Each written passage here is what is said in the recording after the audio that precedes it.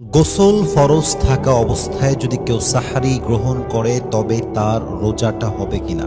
That's a very important question. A lot of people they have asked this question to me, যে আসলেই যদি আমার উপরে ফরজ গোসল থাকে এবং আমি সাহারিটা গ্রহণ করি অপবিত্র অবস্থায়, তবে কি আমার রোজাটা আদায় হবে কিনা?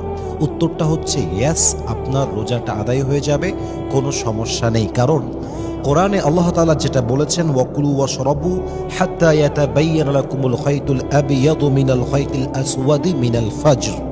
এখানে আল্লাহ তাআলা ফজর পর্যন্ত সাহরি গ্রহণ করার পারমিশন দিয়েছেন। এখানে তিনি এই আয়াতে কোনো প্রকার কোনো গোসলের শর্ত কিংবা পবিত্রতার সম্পর্ক অ্যাড করেন নাই, মেনশন করেন নাই। মানে আল্লাহ তাআলা এই বিধানটা দেওয়ার সময় পবিত্রতার কোনো শর্ত আরোপ করেন নাই। হাদিসে আসছে আল্লাহ রসুল সাল্লাল্লাহু আলাইহি ওয়াসাল্লাম, কানা রাসূলুল্লাহি সাল্লাল্লাহু আলাইহি ওয়াসাল্লাম ইউদরিকুহুল ফাজরু ওয়া হুয়া জুনুবুম মিন আহলিহি সুম্মা ইয়াগতাসিলু ওয়া ইয়াসুমু। নবী করিম সাল্লাল্লাহু আলাইহি ওয়াসাল্লামের উপরে ফজর আসতো গোসল ফরজ অবস্থায়, এরপর তিনি গোসল করতেন এবং রোজা রাখতেন। এর মানে কি বুঝলেন? এর মানে হলো রোজার সম্পর্ক পবিত্রতার সাথে নয়, রোজার সম্পর্ক হচ্ছে নিয়তের সাথে। তবে হ্যাঁ, আপনি যখন নামাজ আদায় করতে যাবেন আপনাকে মাস্ট গোসল করতেই হবে, কারণ গোসল ছাড়া নামাজ কখনো আদায় হতে পারে। তাহলে ক্লারিফিকেশনটা আমরা কি পেলাম? গোসলের সম্পর্ক রোজার সঙ্গে নয়, কারণ রোজাটা পবিত্রতার উপরে ডিপেন্ডেবল নয়, কিন্তু নামাজের সঙ্গে গোসলটা সম্পৃক্ত, কারণ নামাজটা পরিপূর্ণরূপে পবিত্রতার শর্তের উপরে আরোপ করা হয়েছে। পবিত্রতা ছাড়া নামাজ আদায় হবে না।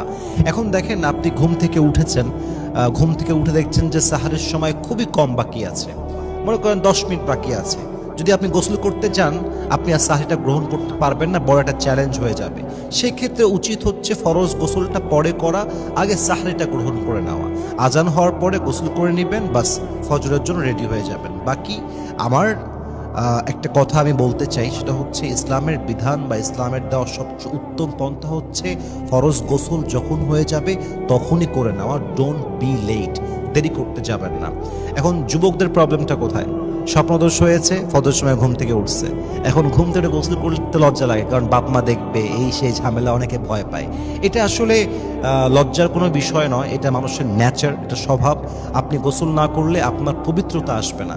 আর আসলে সত্য কথা বলতেছে, আমরা সবাই পুরুষ বসে আছি এখানে, অপবিত্র অবস্থায় মনে শান্তি কাজ করে না, একটা অশান্তি লাগে, খিটমিটে লাগে সবার ভিতরে। আসলে এজন্য উচিত হচ্ছে ভাই, মালাকুল মউত যে কোনো সময়